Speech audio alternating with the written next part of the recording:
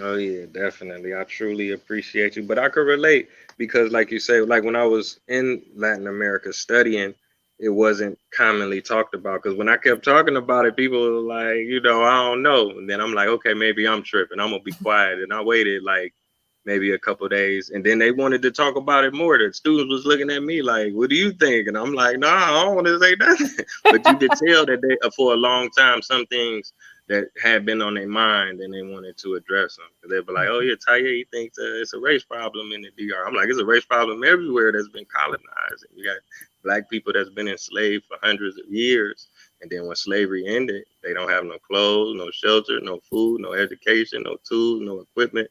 So Mhm. a lot of Black Americans think that that only happened in America when the reality is in Latin America, it happened 90% of the slave trade is where it happened at. So that's very important.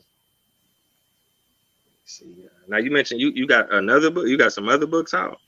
Well, yes, I like to call this the new book that's coming out is like uh part three of the trilogy. Right? Like good, like all good science fiction that's based in like reality. It's a trilogy, right? So the first book was called Racial Subordination in Latin America, right? So that was a lot of the detail that I just shared with you about sort of how anti-blackness shows up within Latin America, and also what has been the journey of these Afro-Latin social justice movements who are trying to change that, right? So I call it, racial subordination in Latin America and the new civil rights response.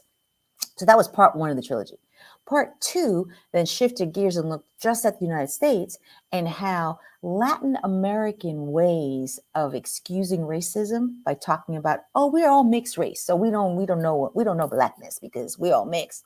How that kind of language discourse was starting to appear in the United States with regards to multiracial identity, mixed race identity. So the second book sort of uses the Latin America frame to try to understand what's going on with this idea of multiracial identity and what I call the misperception that multiracial experiences of discrimination are somehow different than what regular Black people experience. Let's put it that way.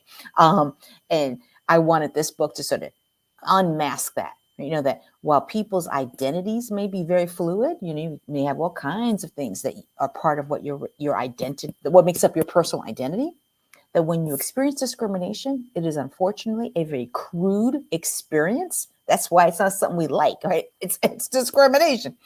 And when that happens, it doesn't happen because you're mixed. It happens because of some part of the mixture that is viewed as detestable. More often than not, blackness. Right? So I sort of use the background of having analyzed Latin America and mixed race language and excuse making to unpack what's happening with multiracial identity in part two. And now part three of the trilogy brings those two things together to look at Latinos in the United States and how they try to get away with their discrimination in housing, in education, in employment, etc., right? By saying, oh, I excluded that Black person, but that wasn't about racism because I can't be biased because I am Latino. Right? It's like a pseudo defense to discrimination. I'm Latino, so I'm mixed, so I can't possibly have caused this discrimination. So this new book, it's called Racial Innocence: Unmasking Latino Anti-Black Bias and the Struggle for Equality. This is the part three of the trilogy that tries to sort of like educate the population, Latinos and the rest of the United States alike, um, about this growing problem. You know, Latinos are growing in number, but that doesn't mean that it's going to be a more racially enlightened space if we do not intervene directly and call out the anti-blackness that exists, and try to make it part of the solution, right, to pursuing equality. Right? Right? If we only look at white Anglo people, we are then missing out on all the other folks in our nation that support and sustain white supremacy. Right? It doesn't stand up all alone just because white Anglos are holding it up. It's because there's a bunch of other silent, non-whites who were there. Oh, okay, are holding it up as well. And so in order to really directly attack that, you have to name it, right, in order to be able to do something about it. Okay, okay. Wow, this was a phenomenal episode, very enlightening. Thank you so much for the work that you are doing and continue to do. Um, Definitely let the viewers know one more time where they could get the book. So I want to make sure that they get it and check you out and support you. The book is available right now for pre-order. You can get it on Amazon. You can get it on Barnes and Nobles. You can get it at indiebound.org or independent bookstores. I'll actually be at a couple of bookstores if you want to know about sort of either meet me in person or meet me virtually. I can tell you a little bit about that as well. All So right. I just go ahead. Okay. Yeah, you got it. Wonderful. So the places I am going to be starting in August, if you're in the DC area, I'm just looking at my little schedule right here. In DC, I will be at Politics and Prose on August 27th at 5 p.m.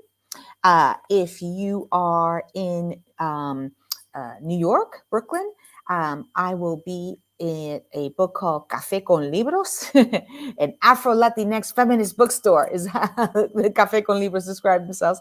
That's going to be on September 7th. Uh, and that will be, I think, will be a virtual event. But I'll be in person in New York and New York City on September 15th, the start of Hispanic Heritage Month. Though this will be a very interesting kind of start to Hispanic Heritage Month. Let's talk about anti-Blackness within Latino communities at Fordham Race Law Center. It's an open event, September 15th at 6 p.m. All right, all right. I want to thank everybody for tuning in. It's been another episode of Taye Speaks. So until next time, family. Peace. Thank you. You're welcome.